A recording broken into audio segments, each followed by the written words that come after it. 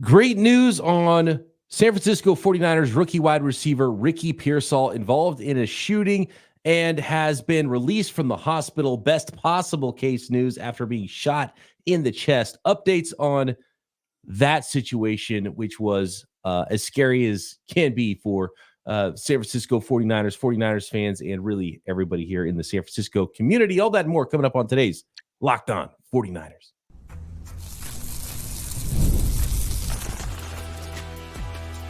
You are Locked On 49ers, your daily San Francisco 49ers podcast, part of the Locked On Podcast Network, your team every day.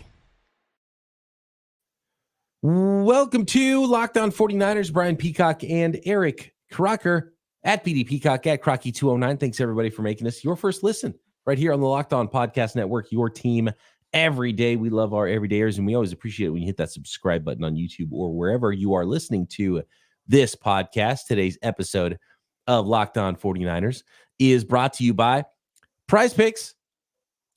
PrizePicks. Oh, I love PrizePicks. It means it's football season, Croc, because PrizePicks is back. The easiest and most exciting way to play daily fantasy sports. Go to prizepicks.com/LockedOnNFL and use code, all lowercase, LockedOnNFL to win $50 instantly when you play $5. You don't even need to win on that $5 to receive the $50 bonus. Just go to prizepicks.com/LockedOnNFL. PrizePicks, run your game. Whew. All right, Croc. What a weekend it was. A lot of college football games. I see what you're decked out in right now. There was a big USC win over LSU that just finished. That's why we're going live at this time on this Sunday. I hope everybody's having a great holiday weekend and enjoying their Labor Day.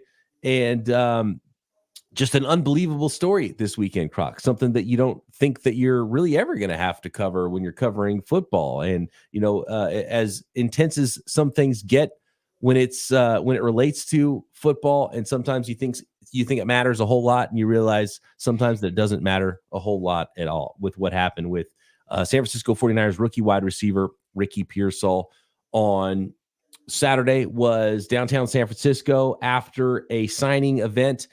He was robbed on the street. Someone was trying to snatch his watch, and I don't know the exact details of how it all went down, but the perpetrator ended up getting shot by his own gun. Ricky Pearsall was also shot in the chest. Reports from Erin Pearsall, his mother, she said on Facebook that the shot went into his chest and exited out his back, but thanks be to God, it missed his vital organs, she said. And he's in good spirits. And since then, that update of this from Matt Mayoko earlier today, Croc, on Sunday, that Ricky Pearsall has now been upgraded to fair condition at San Francisco General Hospital. Pearsall spent the night in the hospital after sustaining that gunshot wound to the chest after an alleged armed robbery. And then an update from the San Francisco 49ers today. And they said he and his family, along with the entire San Francisco 49ers organization, would like to thank the San Francisco Police Department, emergency medical services, doctors, and staff at San Francisco General Hospital. That Ricky Pearsall has now been released from the hospital this afternoon, and he continues to recover from a bullet wound to the chest. Just an unbelievable situation. This is a scary situation that could have been much, much worse. You never know how these things are going to go. And it's great to hear that he was okay. And I think we got the kind of thumbs up right away from Deebo Samuel. There were a lot of reports that were kind of conflicted. I saw one that was like, he's in critical condition and, you know, not doing well, and he might, and I'm like, whoa, what the heck is going on? But as you kind of waited and filtered out the noise and got to people that were kind of either there or talking to people that was there, like directly, like real news sources with confirmed sources, you did start to understand, you know what, I think he's going to be okay. Then again, Deebo Samuel's kind of tweeted out, talk to my guy, and, you know, he's going to be okay. But it is scary, man. Anytime you hear something like that, and then you heard conflicting reports on just where he got shot. Was it an arm? I saw someone in the chat say it was a flesh wound. Was it a flesh wound? From the reports of his mother, it sounds like it was not a flesh wound. Like he got shot and the bullet went through him. Through his body. It started in the front and came out the back. I mean, that's like that's more than a flesh wound for me, Croc. I don't know, man. He was shot. He was shot. He got shot. I mean, and that's terrible. Oh, dude, and seeing the video of him like with his shirt over his chest walking to the ambulance, and the fact that he could walk to the ambulance after being shot in the chest and then just sitting down, and then you see the shirt get removed and he's just bloody everywhere. And I mean, that didn't hit any organs. I mean, the chest, that could have hit a lot of things. And so really just, you're thankful for it. And you're so glad that it turned out this way. And because it could have been obviously so much worse. And I don't know. I don't see how I would have said, no, I'm staying in the hospital for a while, guys, because I'm not, I can't, you know what I mean? Shot in the bullet entered his body in the front, came out the back. That's wild to me. And I'm glad Ricky Pearsall is okay, is the big part of it. And clearly toughness, a trait that this young man has. Yeah, scary. And it just sucks that and I learned, I'm from Stockton. I live in Stockton. I grew up here, and I've seen a lot of crime. And because of how I've seen it and how close I've been to it, I'm very aware of moving a certain way when you're out and about, and understanding how some people's mindsets are. Like my head is always on a swivel, and I don't want to say I'm paranoid. Like I go, I have a good time, but I'm very, very alert and aware, and I don't do certain things. This situation was all over a Rolex, and it is crazy to think that you can't just wear a Rolex in public, but you can. You have every right to wear your watch, your nice things, your jewelry, everything. Just be aware that there could potentially be someone that wants that. And it sucks that that's the way the world is. I think I saw a lot of people making it like kind of this political thing, and it's a San Francisco thing. Man, it's everywhere I've been for the most part, for the most part. It's a lot of places where you go places, there might be one person, and all it takes is one person to see you have something that they want and they don't have, or they can't afford. And it's very unfortunate that people are sick like that. And this was a kid in Tracy, from Tracy, right up the street from me. And I don't even know what he's doing out there, traveling to San Francisco just to see, like, hey, is there somebody here to rob in Union Square? Like that's ridiculous. But a 17-year-old kid tried to rob this dude, and both of their lives are changed forever, right? I mean, just taking a shot. My stepdad got shot several times. Like, talking to him, it changes your life getting shot, but also the person who now will be behind bars for who knows how long, his life has changed too. And that's why I get into coaching. I love coaching. I love trying to impact, or have some type of impact on the kids in this community, in the 209. Yesterday, I sat there all day watching kids that I coached. Shout out to Jacob Days, who scored multiple touchdowns against Houston. Shout out to Jonah Coleman, scored 3 touchdowns, for Washington last night. Watching these kids, but there's also some kids where I couldn't quite help, and they're behind bars, and they did this, and it's unfortunate. But you do what you can, and I hope this kid learned his lesson. I'm sure he did, but it's a tough lesson for him and for Ricky Pearsall. Very, very, very unfortunate. Yeah, and you mentioned the thing about a lot of people trying to make a lot about this, make it about the city, about whatever. And somebody in the chat said, "Why is everyone mentioning that it's from Tracy?" Well, the point is that, like, this wasn't like somebody in San Francisco, from San Francisco, that is robbing Ricky Pearsall, right? And it's not to say anything about the city of Tracy either. It's just that you can get all the way out of here trying to make any kind of assumptions about the city of San Francisco because of this one event. And I've seen so many really knuckleheaded comments and dumb stuff about it. And speaking of knuckleheads, this young kid that tried to come in the city and try to use it as an ATM, like, what are you doing, man? The whole thing is terrible. And you just really are thankful that it didn't end the way it could have for Ricky Pearsall or anybody else that was on the street there. We're talking about gunfire on the street. Like, any stray bullet could have gone anywhere. There could have been a kid next to them. There could have been someone down the street. There's a lot of people around in downtown San Francisco. This is a busy area in Union Square. And so, really unfortunate event. And so thankful that Ricky Pearsall has been released, and the injuries are, minor enough that they're not fishing for, as it was mentioned in the chat, they're not fishing for shrapnel out of his body right now. And it, was apparently as clean as a gunshot could be. Like, still, to me, it's beyond me, man. Through the front of the body, out of the back of the body. It's just like, cool, in and out of the hospital, and that's it. But thankful that it's as minor as it was for Ricky Pearsall. A really scary incident that could have been a lot worse. All right, Croc, next. We got to talk about the latest with the San Francisco 49ers as we approach the season. Got details now on the exact numbers for Brandon Aiyuk's contract extension, what it looks like, and Trent Williams.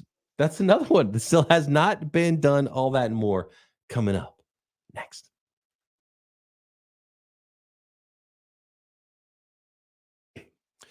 Today's episode of Locked On 49ers is brought to you by Gametime. Gametime has a new feature called Gametime Picks. And Gametime's already the app to use for any of the tickets you're trying to find any seats for 49ers games, for any NFL games, college football games, baseball games, concerts, concert shows, whatever it is near you, you can find those tickets at Gametime. And now Gametime Picks makes getting tickets for your favorite live events even easier, because it filters out all the fluff to show you only incredible deals on great seats, so you don't have to waste time searching through thousands of tickets. Gametime Picks curation makes it easier to save on all of those sports, concerts, and comedy seats, theater events, whatever it is near you. You get the view from your seats. You know what it's going to look like before you buy. And my favorite aspect of Gametime is the all-in pricing. You toggle on the all-in pricing feature, shows the total upfront with no surprise fees at checkout.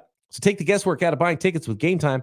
Download the Gametime app, create an account, and use code LOCKEDONNFL for $20 off your first purchase. Terms apply. Again, create an account and redeem code LOCKEDONNFL for $20 off. Download Gametime today. What time is it? Gametime. Today's episode is also sponsored by BetterHelp Online Therapy. Kids are always learning and growing, but as adults, sometimes we lose that curiosity. And I know for me, I've tried to learn languages. That could be difficult. You try to learn and grow as a human being. And sometimes there's things that just stop you as you move along in your life. You lose some of that curiosity. I love hanging out with my son because he's so curious and he's got such a great imagination.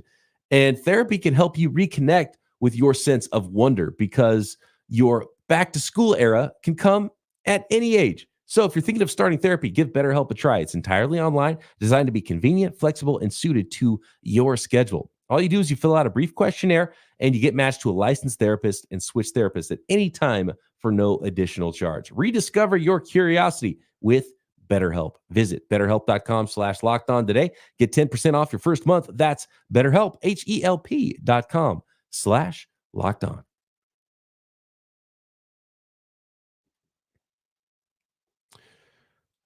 Okay, Croc, we got the details on Brandon Aiyuk's new contract with the San Francisco 49ers. And real quick, Peacock, somebody has a great question, and then we'll move on from the Pearsall thing. Yeah. Said Croc, if Pearsall misses games, is he out on game checks?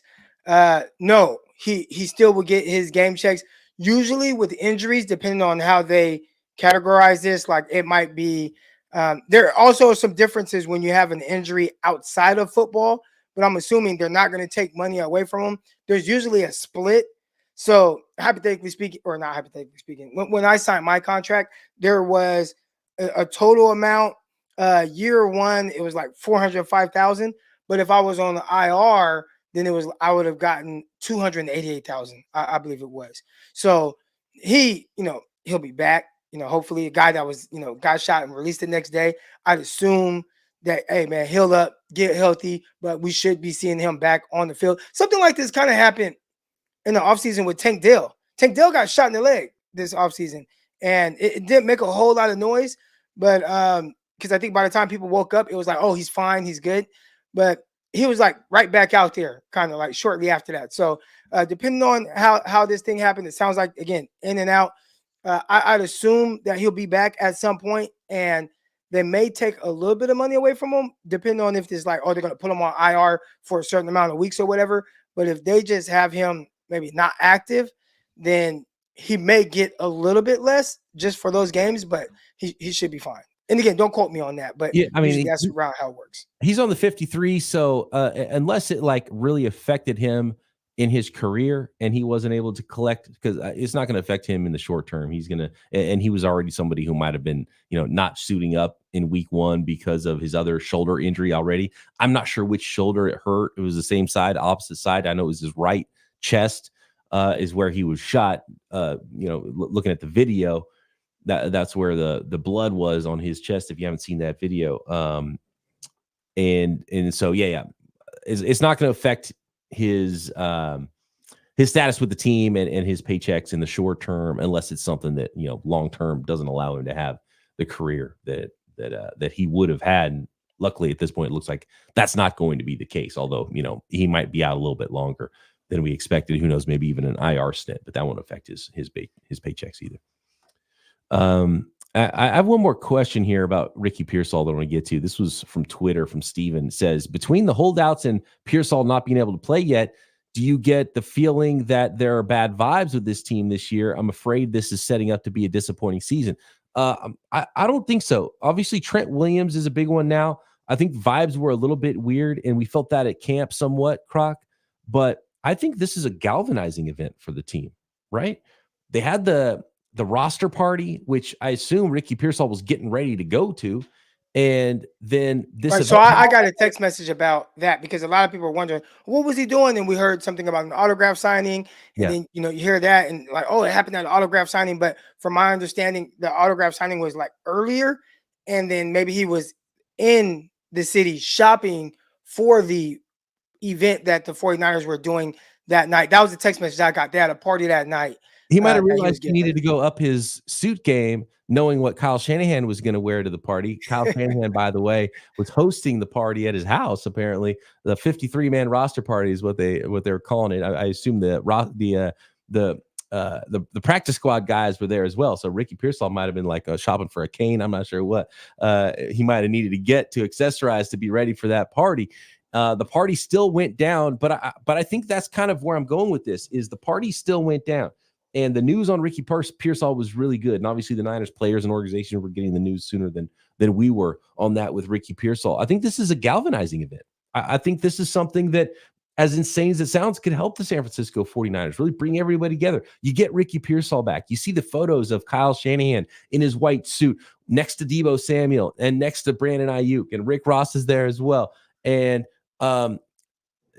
it's all smiles. I really feel like the vibes could flip that fast. And that's how quick it happens in a football game, right, Croc? Like all of a sudden, one big turnover, one big play, all of a sudden, oh man, momentum shifts. I think that's what it's been like this offseason for the 49ers. You get Trent Williams signed, that would even carry it over a little bit more. But I think an event like this that has happened with Ricky Pearsall, and it's sort of a rallying event, a galvanizing event for the team. You got Brandon Aiyuk back now. Everyone's kind of hugs, ready to go. You see your eyes are on the prize now. Your game week starts now. I think this could really flip it quick for the 49ers as far as vibes that were for sure bad. It felt like could get a lot better, like really quick. And in fact, it could happen in an instant, and it might have already switched. The vibes were definitely for me. You and I, we had that conversation, with what we do, covering the 49ers, talking to y'all about them. We try to keep our emotions out of it. But I was talking to Peacock, and I'm like, there's just something about this offseason. It just feels a little down. It feels a little odd. And the moment Aiyuk signed, for me, it was almost like that light switch got flipped on. And, the vibes are kind of back, and you're missing big Trent Williams, and you want him out there, but you're starting to feel a little bit more whole again. And when you have an incident like this with Ricky Pearsall, you talked about being galvanizing and guys just like coming together, whether it's for him or just coming together as a team and say like, all right, man, like let's do this. And I hope that's what they do. I love this from David. They should just pay Trent just to escort players when they're around and out and about in the city. Yeah. It's funny. Like, according to the reports, the robbery didn't happen because the young man that's suspected of this was like trying to find an NFL player. Oh, that's Ricky Pearsall. Yeah. He saw the watch, and he might have saw, he might not have tried to take Trent Williams' Rolex if he saw him on the street. So that's not a bad idea, David, to have Trent Williams rolling with guys when they're out and about wherever they are. And like, you wonder why guys go with you wonder why like famous people roll with entourages, by the way. That's why. Right. It was Robinson, the running back for the Washington Commanders. He got shot in a robbery. And I think some people assume that if you just give up whatever you have, then all right, it's over with. And sometimes they do just leave. But sometimes they'll take it and still pop you. So it is tough. I'm not saying, hey, stand there and struggle and fight with someone that's pointing a gun at you, but it's hard to say what you would do in that moment. All of us, especially if I can only speak for me, but if I have like my wife with me or my kids, like I'm their protector.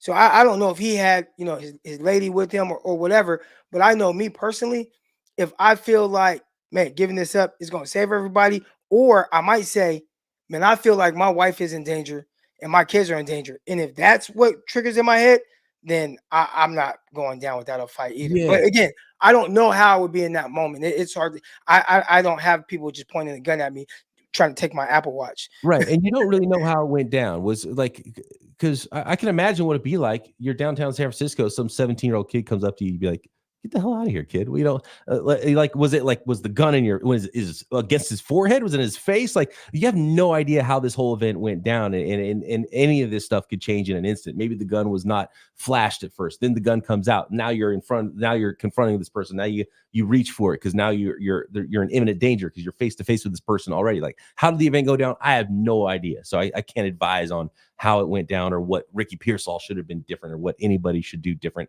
in their own situations. You just kind of have to live life and feel that for yourself and feel it out and do what you feel like is right to protect yourself and protect your family. But protect yourself and protect your family is the most important thing, not fighting somebody just because you think that you don't want to give up something that they're trying to get from you.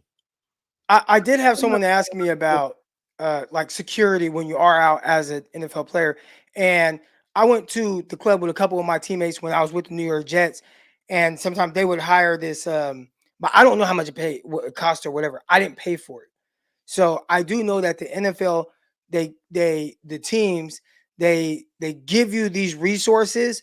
It might have been free. He might have paid, but they picked us up in one of those like not a club van, but what do they call it? Party van type thing, party like bus. Sprinter van? Yeah, like a Sprinter type thing.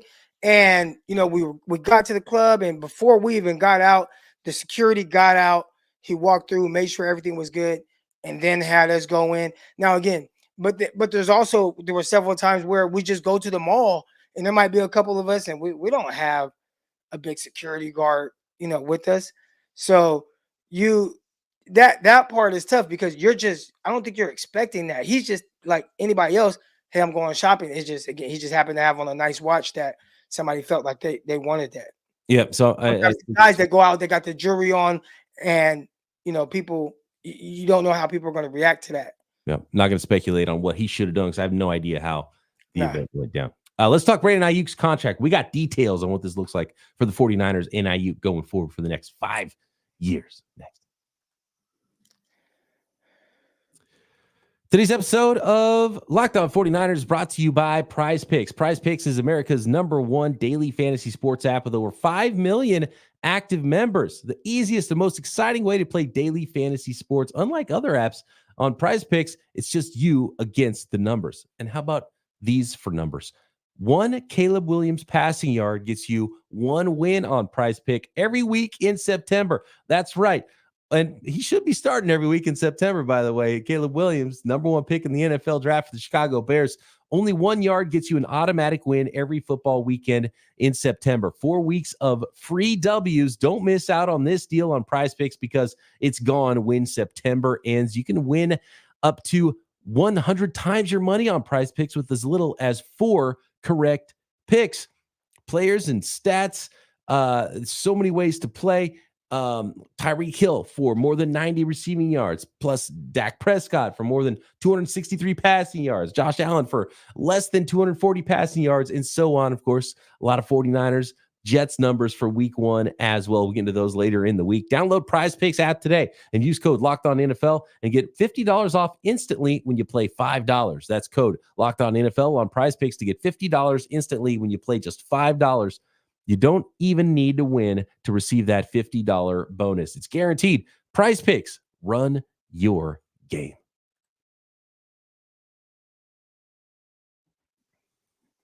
All right, here are the numbers, Croc, officially of the Brandon Aiyuk contract. As reported, it's a $120 million contract over 4 years, but what it really comes down to is a 5-year contract that kind of erases the 5th-year option year that the 49ers already had for Brandon Aiyuk in the 2024 season. So it's 2024 plus 4 more seasons. So that takes you through 25, 26, 27 in the 2028 seasons. And then there's also 2 void years, by the way, on top of it, just to kind of help that accelerated bonus in 2029 and 2030 to keep those cap numbers low. So here are the cap hits for Brandon Aiyuk over the next 5 years. This year, the cap hit goes down from what was going to be the 14.1 guaranteed 5th-year option money. That is now a $5.7 million cap hit. Next year, it's an $11 million cap hit, a little more, then a little over $16 million cap hit in 2026. Then the contract really escalates in the back half of the deal. 2027, it's a $42 million cap hit. 2028, it's a $44 million cap hit. And the base salaries in those years get up, not quite to the $30 million level, but they do get up to around $29 million, I think it is, in those last 2 years of the deal. So the 49ers do have an out as well, by the way, that they can get out of the contract before it hits the big money at the end of those deals as well. So not guaranteed money into the 4th year of the contract. So an interesting deal for the 49ers where they pay a lot of money up front in signing bonus and some guarantees, roster bonus in April of 2025, Croc, but they keep the cap numbers low. And by wrapping the 5th-year option year into the contract, it essentially becomes more of like a a 3-year, $25 million per contract with some extra years at the end. If Aiyuk's playing well, $29 million, that's nothing, I'm sure, in 4 or 5 years for a top receiver in the NFL. So this is a deal that's structured very interestingly, Croc, and a deal that I think makes a lot of sense for both sides and is a deal that helps the 49ers, helps Aiyuk feel like he got his $30 million per year extension, but also helps the 49ers not pay that $30 million per year, but they start a little bit early with paying him a lot of money up front. So I like the deal, the way it's structured. I really feel like it's a win-win when you really look at how this thing is put together. Adam Schefter reported that this is the same exact deal that has been on the table for several weeks now. But I saw Brandon Aiyuk's agent quote tweet that and basically said, no, it's not the same. So I'm not sure about that part. Who's kind of telling a tall tale is Adam Schefter speaking for the 49ers to kind of make it look like, hey, we're not the bad guys. We had this on the table for a long time. And, Aiyuk's agent, he's not having that. Either way, it is awesome to hear that they got it done. We were live when the news broke, and I couldn't be more excited. People took still shots of it because, again, felt the vibes go up. As far as the pockets are definitely going up as well. How much did you say that signing bonus was? Let me see here. We got I don't have the exact signing bonus figure with me here, but I believe the number was $46 million by April. So his base salary plus signing bonus this year plus roster bonus in April brings him to about $40-something million. Not too shabby. Not too shabby. Those are the things that get this thing done, right? Structured a certain way. 49ers are trying to do it to where a lot of it benefited them. You talked about some of the void years at the end and some of the escalated amount of money on the books for him towards the end of the contract. But it sounds like in the end, the way they kind of locked it in, it was something that ended up, like you said, working for both people, both the player and the organization. Okay, here we go. I got the so the signing bonus is $23 million, and then then there's the $20 million. Let's see. Yeah, $23 million plus the base salary plus the $20 million option bonus for 2025, and that's where you get the $45 million guaranteed in the first 2 years. Gotcha. And what's his fully guaranteed? Did they have that? Because obviously, that's the fully guaranteed. So the fully guaranteed is 45, and then there's more roster bonuses coming in year 3 of the deal as well. But most of the guarantees are early in this contract. So the 49ers could start to get out of this if they really wanted to in 2026, and they could really get out of it before the last 2 years of it in 2027 and 2028. And so essentially it could become a 3-year, $25 million contract if the 49ers wanted to do that. But I have a feeling the 49ers are going to feel fine about the $29 million base salary in 2028 for Brandon Aiyuk. Who we hear his age 30 season at that point. So they're signing him through his prime. So I love this deal, especially with the direction the wide receiver money is going right now. We're hearing about this, coming together and this money, but what does that leave for Trent Williams? Because right now, everything that's being reported is that they may not be close, and he is 100% willing to miss games. And we know he's not bluffing with that. This is a guy that prior to being traded to the Niners, he sat out a season, said, look, I don't feel safe. I don't care about this team. The money, whatever, I've been paid.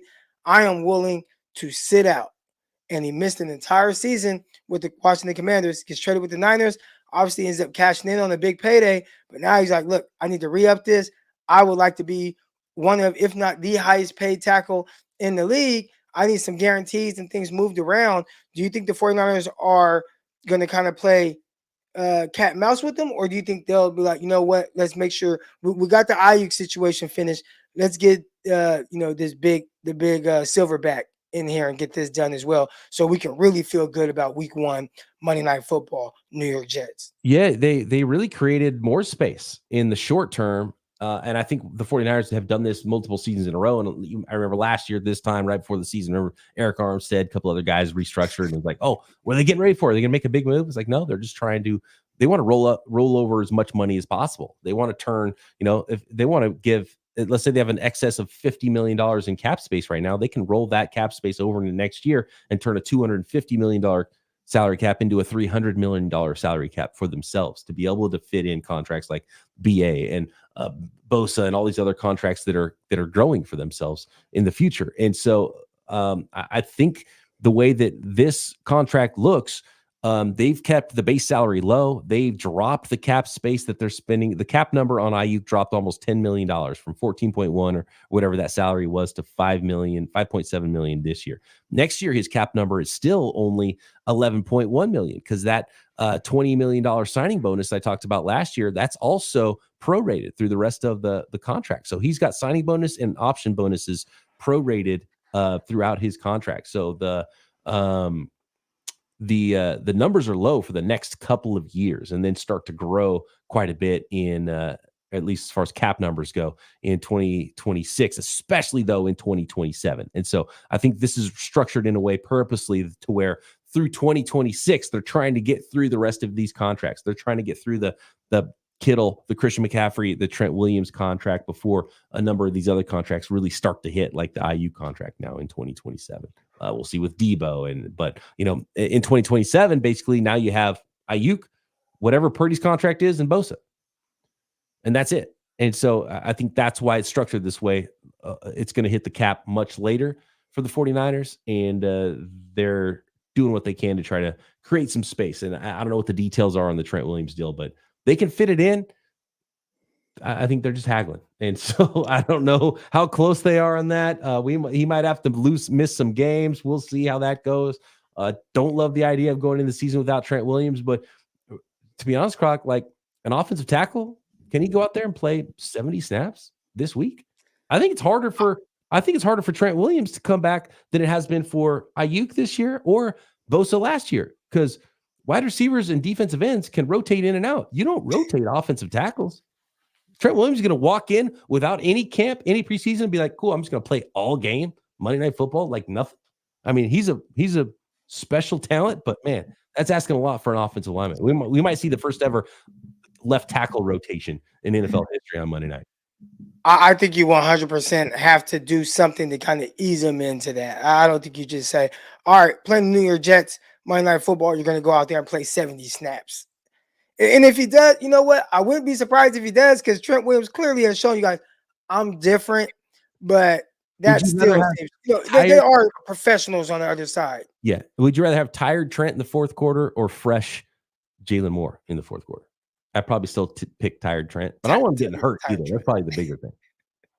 Right. And that's something that's more reliable. I think anybody that's in health and fitness, they'll tell you, going from 0 to 100, even for Brandon Aiyuk, that's something to keep an eye on. But again, you can manage his snaps. You could say, all right, we're going to keep him on the snap count week 1. You got 30 snaps, right? He's going to run routes 30 times.